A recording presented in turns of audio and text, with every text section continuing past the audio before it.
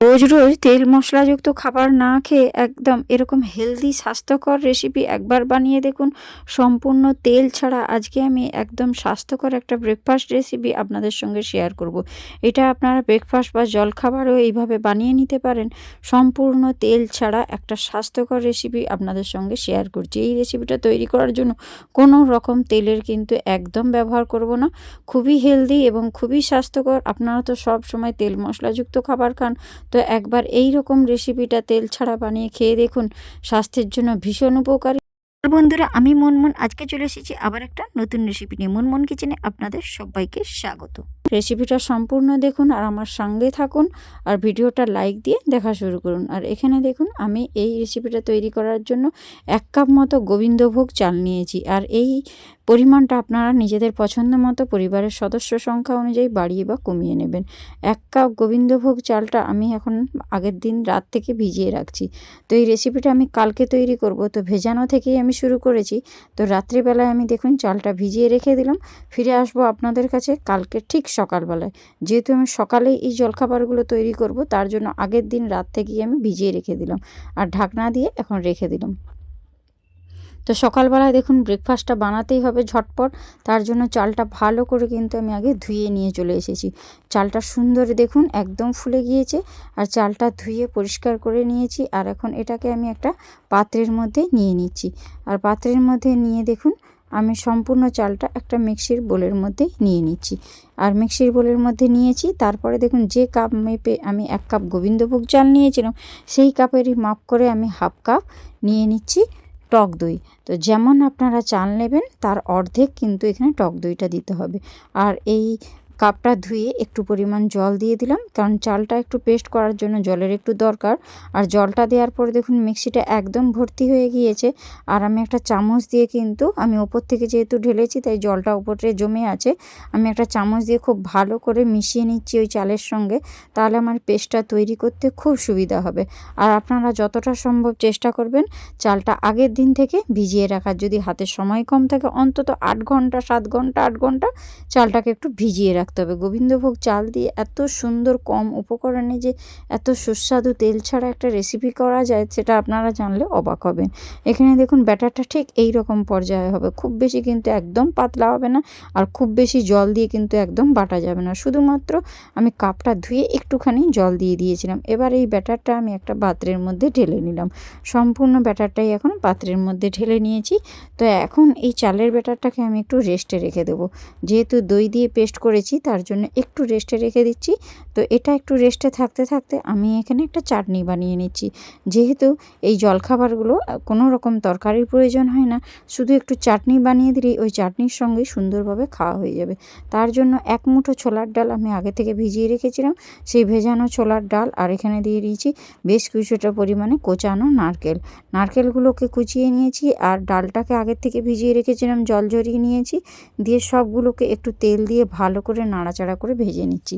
অবশ্যই রিফাইন তেলে ভাজবেন। আর এর মধ্যে দিয়ে দিচ্ছি 1 চামচ মতো গোটা জিরেটাকে দিয়ে খুব ভালো করে নারকেল আর ডালটাকে প্রথমে ভেজে নিতে হবে। তো চাইলে আপনারা এখানে একটু সাদা বাদামও অ্যাড করতে পারেন, আর না দিলেও তাতে কিন্তু কোনো সমস্যা নেই। একবার এইভাবে খুব ভালো করে ডালটা ভাজা হয়ে গেলে, নারকেলটা ভাজা হয়ে গেলে দেখবেন একটা সুবাস ভেসে আসবে। সেই পর্যায় পর্যন্ত আপনাদেরকে এটা কিন্তু একটু ভেজে নিতে হবে।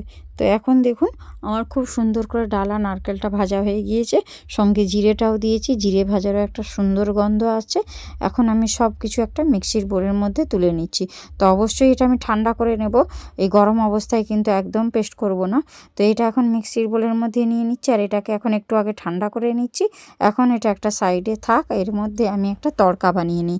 আর তড়কা বানানোর জন্য গ্যাসের উপর আমি একটু রিফাইন তেল নিয়ে নিচ্ছি সামান্য অল্প পরিমাণে কড়াইয়ে। আর ওই তেলের মধ্যেই দিয়ে দিচ্ছি কালো সর্ষে, 1/2 চামচ মতো কালো সর্ষে দিলাম। সর্ষেটা যখন একটু পটপট করে এভাবে ফাটতে শুরু করবে তখনই আমি ওর মধ্যে দিয়ে দেবো কারি পাতা। আর যখন কারি পাতাটা দেবো তখন গ্যাসের ফ্লেমটা আমি বন্ধ করে দেবো। ওই গরম তেলের মধ্যেই ওই কারি পাতাটা দিয়ে দেবো, দিয়ে খুব ভালো করে একটু আমি তড়কা ভেজে নিয়ে রেখে দিলাম। তো এই তড়কাটা এখন ভাজা হয়ে গেছে, এটা রেডি হয়ে গেছে, এটাকে এখন একটা সাইডে রেখে দিচ্ছি। আর এই যে আমি ডাল আর জিরে আর নারকেলটা ভেজে রেখেছিলাম, এখন ঠান্ডা হয়ে গিয়েছে। তো এর মধ্যে একটু লবণ দিয়ে দিচ্ছি স্বাদ মতো, আর দিয়ে দিচ্ছি হাফ চামচের থেকে একটু বেশি পরিমাণে চিনি। চিনিটা দিলে খেতে বেশ ভালো লাগে। আর এই চাটনিটা আপনারা অনেক দিন পর্যন্ত স্টোর করে ফ্রিজে রেখেও দিতে পারেন, ইডলি ধোসা সব কিছুর সঙ্গে পরিবেশন করতে পারেন। তো একটু জল দিয়ে দেখুন সুন্দর পেস্টটা তৈরি করে নিয়েছি। চাটনিটা এখন আমার রেডি। তো আমি অনেকটা চাটনি বানিয়েছি, এতটা আমার লাগবে না, তো আমি তার জন্য একটু বাটিয়ে নিয়ে নিচ্ছি দেখুন। আর বাটা কিন্তু আমি এখন ফ্রিজে রেখে দেবো। এবারে আমি যে তড়কাটা এখন ভেজে রেখেছিলাম, সেই তড়কাটা আমি এখন ওই চাটনির মধ্যে নিয়ে নিচ্ছি। একটু তড়কা দিয়ে দিলে চাটনির স্বাদটা আরও দ্বিগুণ হয়ে যাবে, খেতে বেশ ভালো লাগবে। তো এখন দেখুন চাটনিটা আমার সম্পূর্ণ রেডি। আর এই চাটনিটা খেতে বন্ধুরা এত টেস্টি যে একবার খেলে আপনারা বারবার বানিয়ে খাবেন। আর এখানে দেখুন যে চালটা আমি নিয়েছিলাম, চালটা কিন্তু অলরেডি অনেকক্ষণ রেস্টে রাখা হয়ে গিয়েছে।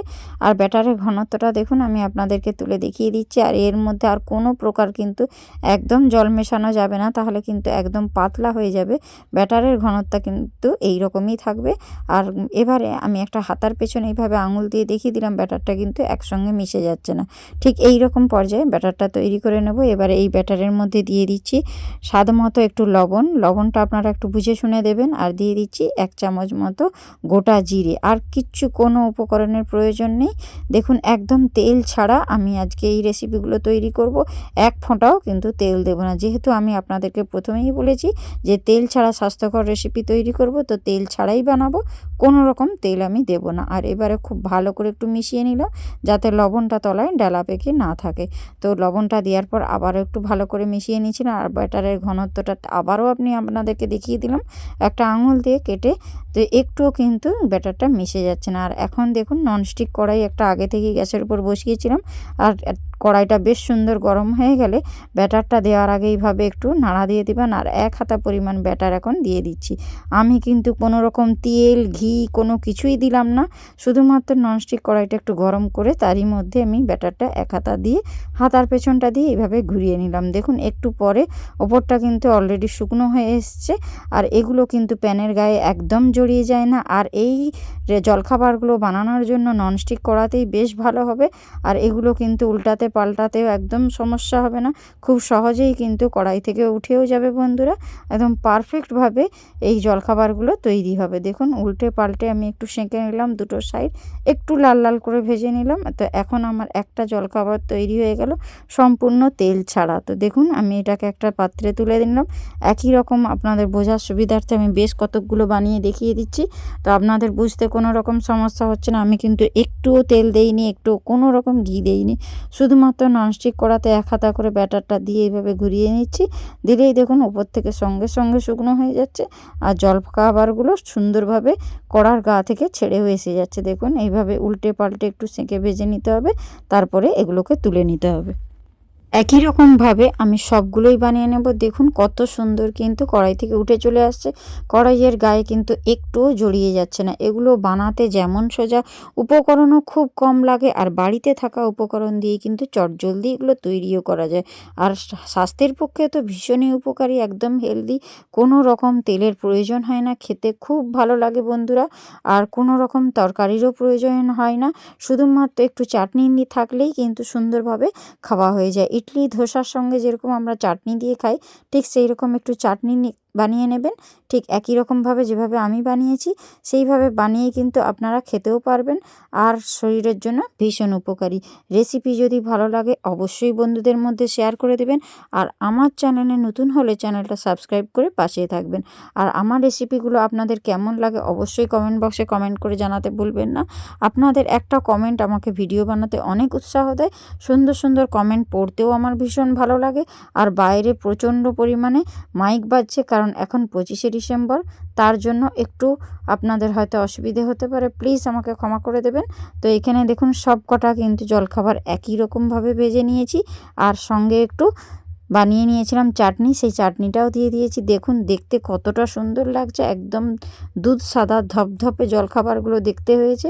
আর এবার আপনাদেরকে আমি দেখিয়ে দিচ্ছি এগুলো কত নরম হয়েছে, একেবারে হাতের মুঠোর মধ্যে চলে আসবে বন্ধুরা। দেখুন এতটাই নরম হয়েছে বন্ধুরা, খেতে একদম সুন্দর, একবার আপনাদেরকে বানানোর অনুরোধ রইল। দেখুন হাতের মুঠো করলে মুঠোর মধ্যে চলে আসছে। এবার আমি একটু কেটে নিচ্ছি, কেটে নিয়ে এই যে আমি চাটনিটা বানিয়েছিলাম তার সাহায্যে আপনাদেরকে দেখিয়ে দিচ্ছি। অবশ্যই ভিডিওটি ভালো লাগলে লাইক সাবস্ক্রাইব করে আমার পাশে থাকবেন আর বন্ধুদের মধ্যে প্রচুর প্রচুর শেয়ার করবেন। তো আসি, টাটা।